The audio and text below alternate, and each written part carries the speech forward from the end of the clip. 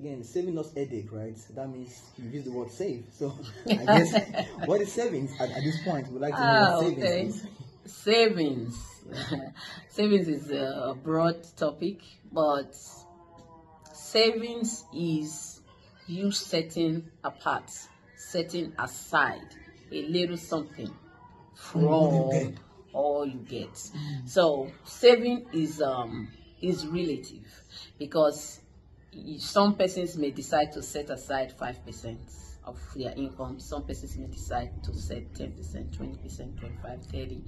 But it now depends on what works for you and what your income and expense is. But savings, like most people generally think, they think that is when you have a lot of money. Oh, I don't earn much, I can't save. Savings is not related. Like, yeah, it's not supposed to be because you earn more, that's when you can save more. No. So irrespective of what you earn, you're supposed to set a little something aside to save, even if it's 1%, even if it's 0.5%, even if it's not up to 1%. You just decide, oh, I earn 50,000, I want to be saving 2,000. That 2,000 may look small to you, but just be consistent and save that 2,000. Over time, that 2,000 becomes, you will not even believe what it becomes. But if you don't save it and you just spend it, then it's zero altogether. But if you keep it, that 2,000 over time is going to yield to something, and you can actually use it for, sometimes opportunity comes. Somebody wants to sell a house for cheap. Somebody wants to sell a car for keeps. You don't have nothing. But if you have that savings, you have been saving it for 1 year, 2 years, 3 years, 4 years, 5 years, and now it's big, and an opportunity comes, you can go to your savings, So savings, emergency, can save you in emergency situation, but it also means that, like the Bible said, seed time and harvest time will never cease. So if you are receiving, that savings is your seed. You have to keep something aside so that you can actually have something to harvest later. But if you eat everything, you don't even have anything to sow, then so savings irrespective of what you earn.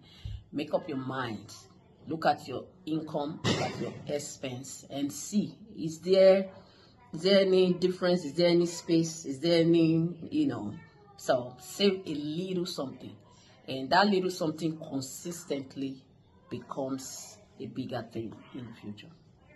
Awesome. Thank you very much for that clarification. If I may ask, must one save? Yes, it is. It's a must. Should it be a must? Okay. Yeah, it should be a must. Okay. Which most of us don't. We don't, but it's a must. And culturally, some cultures is embedded in you. For some other cultures, we just have that. We just have that, for lack of better word, we just have that, it will happen. It will happen. So you have an expenses of 50,000, but you don't have any expense. But our faith is so high. We have that faith. You start calling people, call Mr. John, you call your friend, and sometimes they ask you, oh, you have a project of 50,000. How much do you have? And you say, I don't have anything. And you want me, you're planning your expenses on my own income.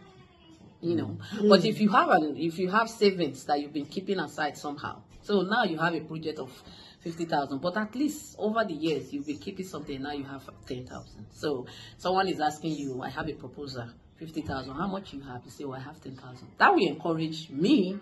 If I have something to give you, that will encourage me to give to you. But if you're telling me you just have nothing, it's zero, I don't know if I can trust you with my money. So I believe that savings should be a must. This should be something that we teach our kids. Like, we weren't taught. We learned it the hard way. That's right. So it's something that we should teach our kids from very little. Even the Bible teaches us to save, and that's why we pay tithes and all those. It does not say that eat everything that comes to your hand. The things that come to your hand, God already, there's a way He shared it. You pay your tithe, you pay your offering, then you have your free will offering. Then you now have the one that will be for you. Yeah. So even inside that one that is for you, you don't have to finish everything. You can still keep for a rainy day. Yeah. So this then like triggers an important question then. Where do we save from? Do we save from our income, from our budgets, or in fact, if you have an expense that you probably did not meet up with, so do you also save from those?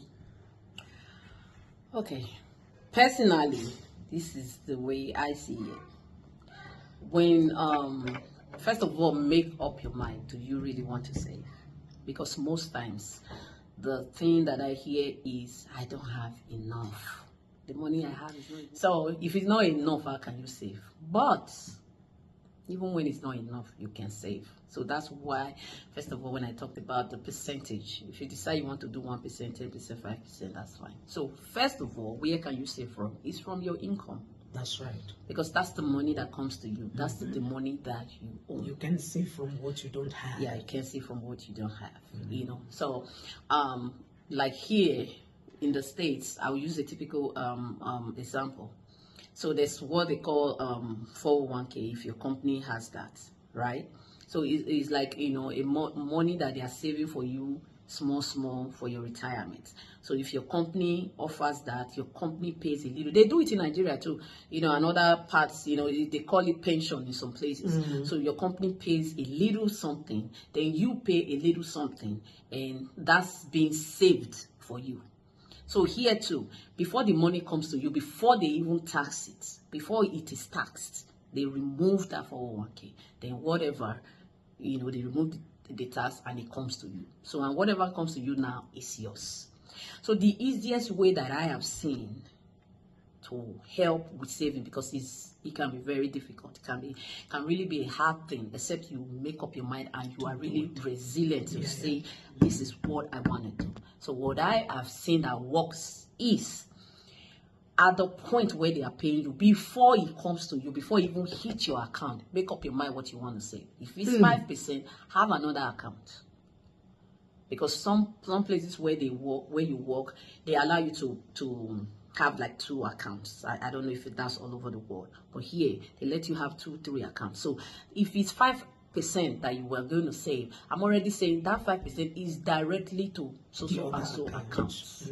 So the others that come to me is what you see that you plan with. That's right. So that one that comes is what I'm now planning with. In my mind, that 5% is blocked. There is no 5%. It's like it's not your own. It's not you. mine. Just because if it comes to you, sometimes you say, oh, when it comes, I will just go and withdraw and take it to another bank. And sometimes you don't. But if it doesn't come at all, like it's, you know, straight deposit to somewhere else, just let it be there and forget about it. It may be small. It can be 200. That's a good idea. It can be 200. It can be 500. You know, it doesn't come to you. Because if the 500 comes to you, you will spend it. Yeah. But sometimes when the 500 is somewhere, just let it be there and now work with what you have. And you know, there are some other issues into it anyway. You know, that what you earn and what you spend, those ones would be a factor. Do you earn enough? Do you know, those are other. That's why we said our finance is very, you know. But for just now, for the sake of savings, 5%, 1%, 5% may sound 5% may be too big. 1%, 2%, but make sure you are saving something. You are saving 10 naira. Somebody else is not saving 10 naira. At the end of the year, the person that saved 10 naira, 20 naira, we have something that is holding on to. You that didn't save anything is zero. So 2,000 and 0 is not the same. So that 2,000 in 5 years is 10,000. That one in 15 years, you know. But this 0 times 100 years will still be 0. So start from somewhere. It may be small. You can now work your way as a situation changes.